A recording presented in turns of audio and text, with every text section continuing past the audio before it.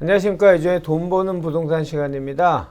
봄비죠. 봄비 지금 꽤 많은 양의 비가 오고 있습니다. 가뭄 해소에 좀 도움이 많이 될 것 같습니다. 강원도 좀 또 눈으로 바뀔 수도 있다고 하니까 혹시 모를 피해 없도록 각별히 유의하시면 좋겠습니다.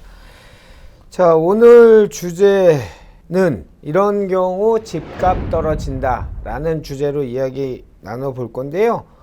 저번 시간에도 얘기했지만 공공이 주도하는 부동산 공급 대책이 연착륙할 수 있다면 가격은 당연히 안정이 될 것이고, 또는 극심한 경제 위기까지 온다면 부동산 가격이 당연히 떨어질 것이다. 이 두 가지 경우의 수를 생각할 수 있을 텐데요. 또 다른 솔루션이나 또 다른 경우가 있는지 전문가에게 들어보도록 하겠습니다. 오늘도 저에게 부동산 로드맵을 정확하게 그려주실 분은 주식회사 도시아공간 곽창석 대표님 나오셨습니다. 안녕하십니까? 네, 안녕하십니까? 네, 안녕하십니까? 예. 제가 오프닝에서 얘기한 것처럼 크게 광의 개념으로는 그 두 가지면 집값이 안정될 것 같은데, 네. 그거 말고 이제 다른 경우가 있는지 좀 들어보도록 하겠습니다. 요번에 이제 이사 대책이 나왔고, 이제 설날 구정이 지나갔고요. 지금 이제 봄 이사철 진행 중인데, 지금 갑론을박이 많은 것 같아요. 네네. 그동안 너무 많이 올랐기 때문에, 이제 우리가 상식적으로 볼 때도 어느 정도는 집값이 떨어질 때도 되지 않았느냐, 그런 의견들.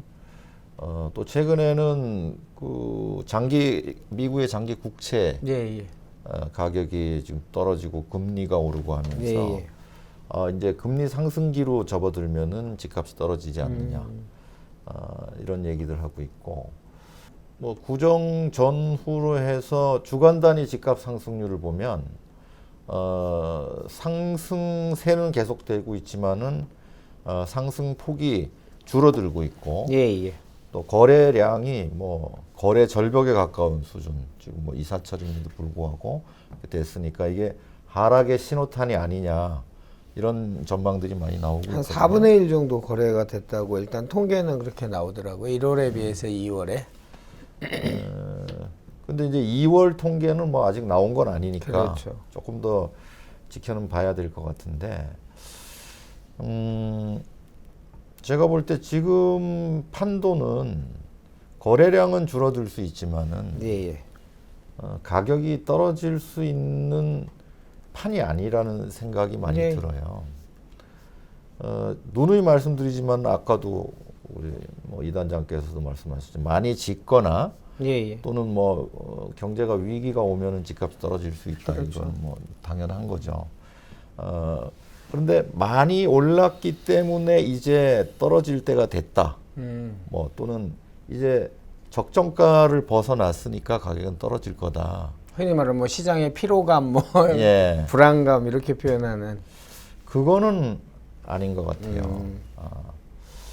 왜냐하면은 지금 우리 현재 시장의 구조가 어떻게 되어 있냐면, 많이 오를수록 더 팔 수가 없어서 매물이 줄어드는 구조라서, 오르면 오를수록 더 오르는 구조라는 거예요.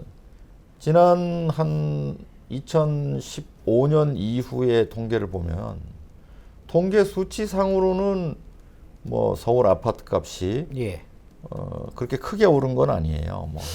40에서 50% 이렇게 나오지만은, 실제로 우리가 체감하는 수준으로는 한 150% 정도 오른 거로 되어 있습니다. 말하자면 강남의 30평대 아파트 한 10억쯤 하던 게 지금 한 25억 하거든요. 그럼 2.5배수 한 150% 오른 거죠. 또 4억쯤 하던 20평대 아파트가 지금 10억쯤 갑니다. 그러면은 한 150%, 2.5배수 정도 오른 거로 돼 있죠. 그래서 그 정도 오른 것들은 뭐 2.5배, 3배 이렇게 오른 것들은 매물이 나올 수가 없어요. 그렇죠. 팔면은 전세금 빼주고 세금 내면은 돈이 안 남아요. 그런데 올해 6월 1일부터 추가 중과세를 하면 아마 돈이 부족해서 힘들 거예요. 예. 더 못 낼 거예요. 그동안 이제 경기권이나 인천이나 이런 곳들 가격이 크게 안 올랐을 때는 그나마 팔 수 있었어요. 그런데 작년부터 경기권도 이제 오르기 예. 시작했거든요. 한 뭐 평균적으로는 50% 정도는 오른 것 같아요. 이제는 오르지 않은 곳을 찾는 게 정말 어려운 수준으로 왔거든요. 예. 이렇게 되면 이제는 경기권도 가격이 올랐기 때문에 더 팔지 못하는. 참 아이러니네요. 역설이네요, 진짜. 그러니까 보통 시장 가격이 오르면은 그걸 이제 현금으로 바꿔야 되겠다. 어느 정도 차익을 실현하고 팔 수 있으면은 시장 기능에 의해서 가격이 조절될 수 있어요. 예. 그러나 우리는 현재 그게 아니고 시장 기능이 사라진 거예요. 오르면 더 팔 수 없게 돼 있기 때문에 오르면 더 오르는 구조가 된 거예요. 또 더 길게 보면은 시장 가격이 오르면은 공급이 늘어나게 돼 있어요. 예. 이제 수익이 생기니까 사업성이 좋아져서 지을 수 있게 되고 그런 것들이 장기적으로 시장 기능에 의해서 가격 조절이 되거든요. 예. 우리는 현재 어떠냐 하면은 시장 가격이 올라도 분양하는 가격은 올릴 수가 없어요. 그렇죠. 분양가 상한제나 뭐 외부 규제가 많기 때문에. 예, 분양 보증도 뭐 예. 까다롭게. 그래서 로또 분양이 될 수뿐이 없게 만들어냈거든요. 그러니까 단기적으로는 매물이 나오지 못하게 해서 가격이 오르게 해놓고 장기적으로는 짓지 못하게 해서 또 가격이 오르게 한 거예요. 지금 말하자면 지금 이렇게 가격이 오르는 구조는 무슨 그동안 우리가 경기가 좋아서 뭐 오른 것도 아니고 한국 특히 수도권 주택 가격의 상승이라는 게 무슨 뭐 통화량과 크게 연관이 된 것도 아니에요. 예. 말하자면 거의 99% 정부의 작품인 거예요. 못 팔게 만들어서 못 짓게 만들어서 매매를 올리고 전세를 올린 거라는 거예요. 이 판이 진짜 아이러니네요. 바뀔 거냐는 거죠. 더 점점 더 강화되고 있어요. 공공개발 이런 거 강화하면은 갈수록 더 심해지는. 못 팔아서 못 지어서 가격이 오른다. 이 참 너무 이상한 그러니까 현상 아닙니까? 그러니까 가격이 내릴 수 있는 가능성을 다 없애놓은 상태에서 가격을 계속 잡으려고 하고 있다는 거예요. 그러면서 안 잡히니까 그럼 한번 죽어봐라 하고서 이제는 뭐 보유세를 막 올리고 징벌적 과세, 취득세 올리고 해서 그냥 앉은 자리에서 뺏어 가겠다는 거예요. 그러니까 말하자면 팔 수 없게 해서 가격을 올리고 오른 가격에 보유세를 올려서 또 뺏어가는 거예요. 네. 그러면은 선택할 수 있는 게 없어요.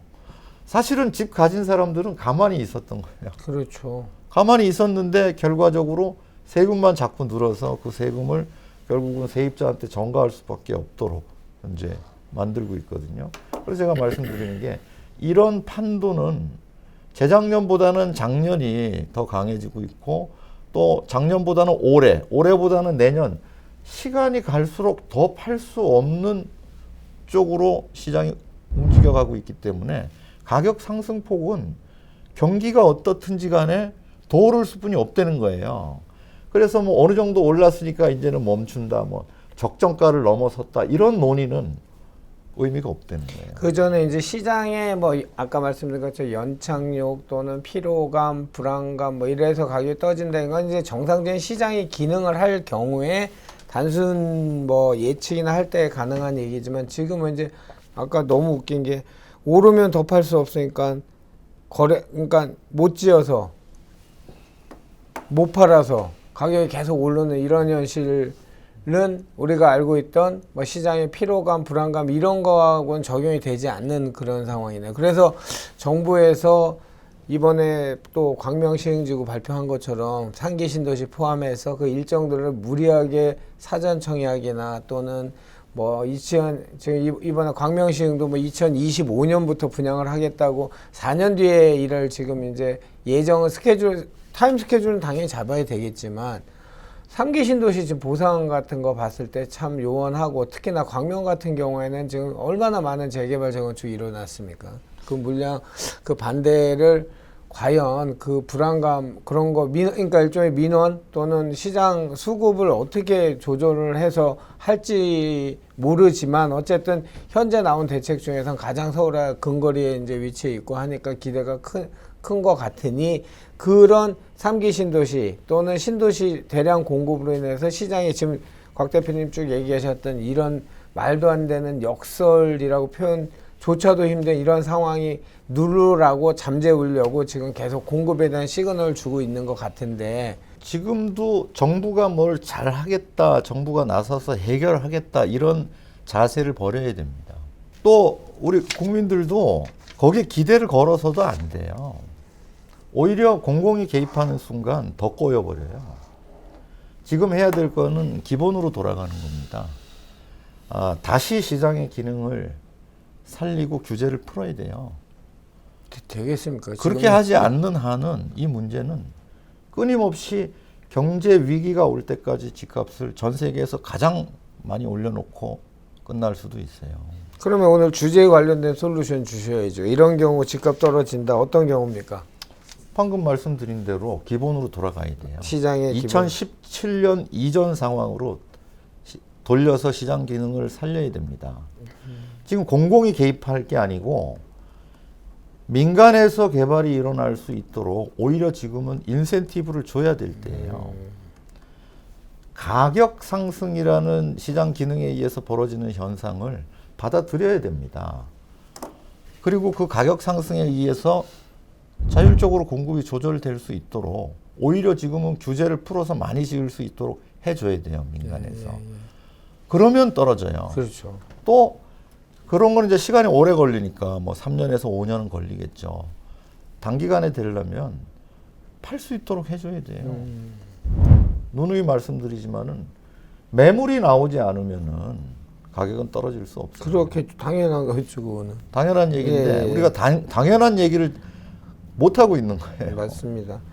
그리고 이제 시장 기능에 맡겨놓고 또 매물이 나올 수 있도록 지금 한시적으로 양도세를 완화하는 말하자면 대선을 타겟으로 한 뭐 이런 얘기들이 되고 있는 것 같아요.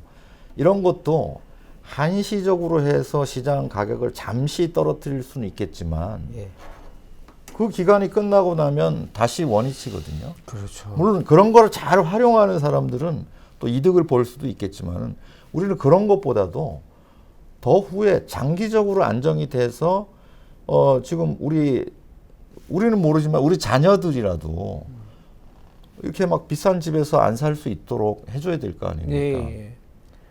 근데 그렇게 할지 안 할지는 현재는 미지수니까. 근데 이런 경우 집값이 떨어져요. 매물이 나오게 양도세를 완화하면 집값이 떨어져요. 많이 지을 수 있게 그렇죠. 규제를 풀면은 집값 떨어져요. 뭐 당연한 얘기를 하고 있지만 아니요. 당연한 얘기를 아무리 해도 이 정부가 말을 들을 가능성이 별로 없어 보여요. 그래서 점점 더 문제는 커질 겁니다. 그래서 작년보다 올해보다 내년 점점 갈수록 상승폭이 끝없이 올라가는 아마 뭐 유례가 없는 일이 벌어질 것 같은데 이렇게 되면은 좀 전 세계적으로 풀려 있는 유동성하고 맞물리면은 엄청나겠네요. 그러나 이제 지금 또 주택을 투자한다는 거는 사실상 어려워졌기 때문에 누누이 말씀드리지만은 이런 자금들이 부동산 이외에 다른 자산들의 버블을 만들어낼 거라고 봐요. 그래서 그런 거를 잘 찾아내야 됩니다.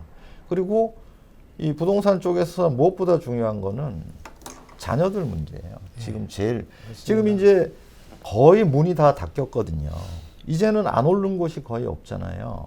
이 상태에서 또 계속 못 팔게 되면은 끝없이 오르면은 이제 뭐 20, 30대 뭐 자녀들의 경우에는 향후 10년간 이 집 마련하는 게 정말 어려울 거예요.